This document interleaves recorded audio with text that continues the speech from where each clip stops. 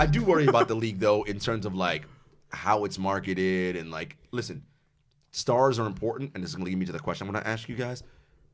And I love that the NBA pushes its stars, but what happens for the casual fan, right? And I know we keep focusing on them, but that's the market the NBA wants.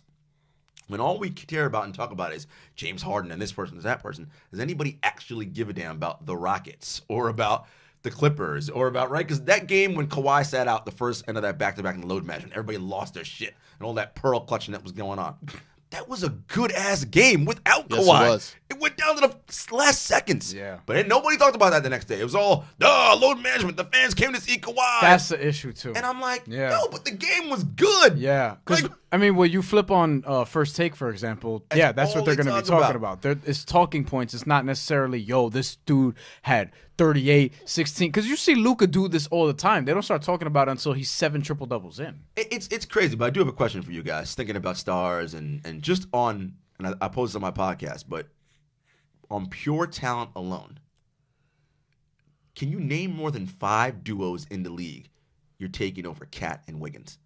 Just on talent, not on what they've accomplished on the court, none of that. Just on strictly pure physical talent. Okay. So I'm taking LeBron and LeBron, AD. Okay. Kyrie. He said, Kawhi and Paul George. Kawhi and Paul George. Are we including health or like Harden and Westbrook. are KD and Kyrie healthy in this scenario? You sure? Okay, so KD, Kyrie, KD, Kyrie, Harden and Westbrook. Westbrook. Harden, West. Well, I'm taking them. See, look at your right. You had a pause for a minute. You're like, because I'm thinking about thinking about Curry and listen, Clay when healthy. Listen, Westbrook's drop off is coming and it's going to be dramatic. ugly. You know, so What makes you think it hasn't started? My point only being about those two But is that's a discussion for me But because of Westbrook. they're starting to play close to what their talent level They is, are. and they could be a nightmare. Again, They are a they haven't nightmare. done shit yet. Wiggins, they're a regular season nightmare. Wiggins, and I heard you talk about this on your podcast, Jarod. Wiggins has been a lot on better pure than I thought talent he would. alone. On pure talent, The not thing- just what they've done. On talent. So I agree with that. Like maybe I'm coming with 5. It's hard for me scanning my brain to think of more because Giannis don't got anybody else that I think is he got great for him nobody. to be Middleton? paired with there. Nah, I ain't. No. I'll take Okay. Luka Porzingis over that. I would too. That's a good one. I would take the two of Interesting. them. I think I might take Cat Wiggins as No. much as I love Luka. Kemba Tatum, whatever the duo is. Nah, No. not Is for that the me. duo? No. Not for me. Me personally, no. I'm taking Luka I'm looking Porzingis, at so I'm top with you teams on in the that. East. Yeah, look at top teams. Simmons, Embiid. Maybe. Yeah, I think I'll take that. Well, Here- I mean, he did hit a 3 the other day. So. Oh, Wait, oh my question. God. Wait. He hit 1 3. Wait, question. Oh. He took a 3. Oh. That's the Wait, motivation. question. He took it. The fact that he took it. Butler and Bam. Is no. They're not a. You don't even call them a duo I'm just yet. asking. Is Luka better than Ben Simmons? Yes. Yeah. Is he what? Yo, here's the thing. Yeah, If you shoot yo, you make it, Gerard. and you also rebound and give assists, I'm you not are better disagreeing. than Ben I'm not Simmons. disagreeing. numbers I are know way you're better. not. His but numbers are way better. Gerard, here's the thing. Like, Offensive numbers are way here's the better. thing. Offensively, it's not even close. Not even close. The reason why Defensively, Ben Simmons is well, better. that's That why. is the reason why you and that bought is the why. defense, That's man. why you know. But Ben Simmons' best attribute is passing. Luka might be better at that. Yeah. He is Well, he's a better. better defender, but than Luka easily. That's the thing, I too. actually think Luka's a better passer. I do. But he's better at everything on he offense. rebounds really basically. good for his size. Everything. I Everything. mean, Ben Simmons is a good rebounder too. Yeah. But if your point is that we are sleeping on the Cat and Wiggins No, it's as a even duo, just like because you know what happens? They've been in the league so long because Wiggins came out after his freshman year. So you're like, damn, that guy's in his 6th year. He should be good by now. He's only what 20. except he is playing He was good now. He was on that 25 and under list. that we did last Trey Young, year. John Collins. No, Not there yet. I like the both of them. I like them. Jamal. I I know you like Trey. The top 5 second-year combos, or whatever. Jamal Murray, Nikola Jokic. No, they're on the outside looking. Because you know why? Really? As much as I love, I love Jokic. Is it Murray? Is it Murray? Yo, man, Murray got okay, Murray got yeah. me feeling some kind of Yeah, way, yeah, man. yeah, Like yeah. I don't know what it is about him. He's got to put it But together so consistently. here's another one. Donovan Mitchell, Rudy Gobert.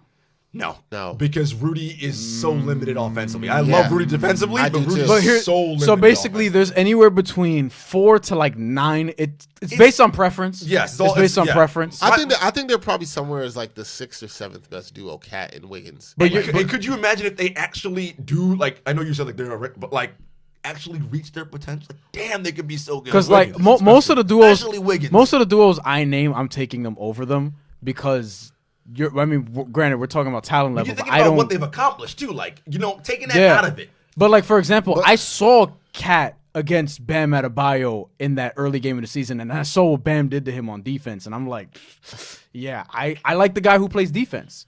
Like that's why I think with Ben Simmons, but Cat he at least good, plays man. defense. Cat could be like he is, but as we saw in the playoffs and as we've seen in other big games, he can get shut down relatively easily by dudes who just want to defend him. And he needs to get tougher mentally. Yeah. And look, I think fighting Embiid kind of started that process of him. I hope so. Himself. He's got more aggressive. But here's the thing: if they reach their ceiling together, then yes, they could be a top 5, probably top 3 duo in the NBA. But see, that's the thing. But I don't know if that's gonna happen. That's the question. I guess it with other duos like Murph mentioned with Porzingis and Doncic. That's the reason. I see what Doncic is doing. I've always believed in what Doncic could do. I still damn sure believe in what KP could do, and we know how unique he is. They could be scary. Oh wait, I got one more duo. This better be good. Brandon Ingram, Zion Williamson. Damn, that's actually a good. That's actually a good duo. Why you doubting me for? Because you know, what I thought you were gonna do. I thought you was gonna say something stupid like R.J. Barrett and Marcus Morris. I thought about it though. I was thinking Devontae Graham, PJ Washington. What's the dumbest one? Isaiah Thomas, Bradley Beal. You know? God. Jesus. I thought he was going to say something stupid like, no, Ingram and Zion. But Ingram and Zion, if Ingram continues. We got to see him on the court together. We got to see Zion. That is true. In 10 years, do you think John Morant? I was good. That's Triple J. You know. Your boy Triple J had to come back. Listen, look, I worry about Triple J sometimes. I be worry watching games and I'm like, I expected more from him this season, but I worry about him a lot. I got to call him. The motor. My man, what you doing, bro? I'm not worried about Ja, but Triple J will. It's also that offense they run. I'm like, why are you standing in the corner? And people talk about Zion injury prone. Ja too, man. Like the way he goes in, he goes 100% hard all the time. I was worried about Triple J coming out of the draft. What, the motor? No, like I just saw him in high school and I was like, I was worried about his motor. The motor's actually fine. No, but in college he didn't dominate. He didn't. As a freshman. For me, it's not the motor's okay. I don't like this offense for him. I also think that he should be a better rebounder than he is. Well, because he hands it at the 3-point line. You can't get any rebounds when you're at the 3-point line. Well, same thing with Porzingis, right? Get down in the paint. And on top of that, just the foul trouble. Like he needs to grow out of the foul trouble. That's the thing. He's so foul prone. Yeah, he needs to grow up. Period. Seriously. By the way, you know he's younger than Morant. Even though Morant's is he? He's the young. Well, Morant did 2 years. Yeah. I forget. Morant looks more polished for the NBA. Oh, we didn't mention mention Lillard and CJ. You know my thing with small guys. The thing is, I like the both. I mean, granted, they're both in their primes right now. I just don't think that duo works to win you a championship. No. Oh no. But I like the both of them. Yeah, and also Curry, Clay still. Because what I love about Wiggins in town, especially, is their size. A 7-footer and a 6'7" guy. Like no, but shout out to Wiggins because he's one of those guys who people pretty much gave up on. Yeah, and took pride in giving up. Yeah. Right. Because people were like, and to me, it's a lot. You know, to me, it has a lot to do with the numbers and the analytics, culture. I agree. Because they look at, they broke it down to the point, it's plus minus, blah, blah, blah. But also it takes away from the human part of the game where people get better. You know what I'm saying? Right. If you're 23, 24, you don't know. You're acting like you know who he is and who he's going to be forever. You don't know. You don't know how hard he's going to work over the offseason. Good point. You don't know what coach can motivate him. Yeah. You know what I'm saying? So I think Wiggins is a good deal because people, like I said, people actually were out there. A lot of media people out there taking pride in shooting him down. He's a bust. They were doing it with D'Angelo Russell he's too. Not even 25. He is the analytics media. And again, I hate broad brush because we like analytics here, but we don't use it as our number one thing. But what's funny about Wiggins' improvement, if you have been watching the games, is what the dude has actually done is he's cut down on his long. He is now the analytics darling. He shoots threes and goes to the rim. Right, so he's been going to the rim better, finishing at the highest rate he's ever had in his career. He's taking more efficient in terms of analytic shots. And so he did the things that. So now, how much of that do we want to put on Ryan Saunders? Maybe him and Ryan Saunders. Listen, maybe Ryan Saunders got to him. So to your point, you can't know what these kids are. Everybody looks at people's improvement is going like this. Linear. It's not linear, man. And I try to look at basketball. I watch if you can play basketball. Even with Carmelo, people saying, "Oh, you can't play in today's game." Blah blah blah. I'm not buying that because I know I've watched him since Syracuse. He had a complete game at Syracuse. Yes, depending on whatever team he went to, he became a pure scorer. But I know he knows how to play the game. So it's really up to him and whether he can adapt. And you can't tell me that you know for a fact that he can't. He had adapted. The knock against him. 18-7-4, second game back. He doesn't take. Since the Thunder, he shoots threes. He shot more threes. He shoots threes. He cut down on his mid-range. Yeah. But nobody gives him credit for that, which is a complete distruth in the narrative. Analytics, man.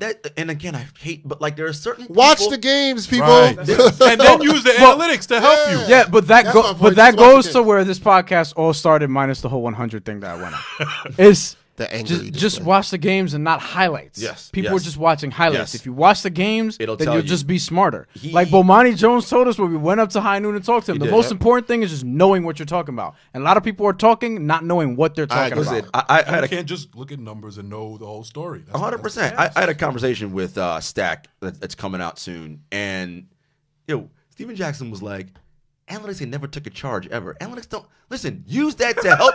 That's true. Literally, he's like, analytics don't want to take a chart. I can't measure a heart. He's like, how you gonna tell me about what some chart says about? And I'm like, Stack, I'm with you. Like, I hear what you're saying. Analytics never took a charge. It is a piece. That's a shirt. Full on. That is a shirt. Yes.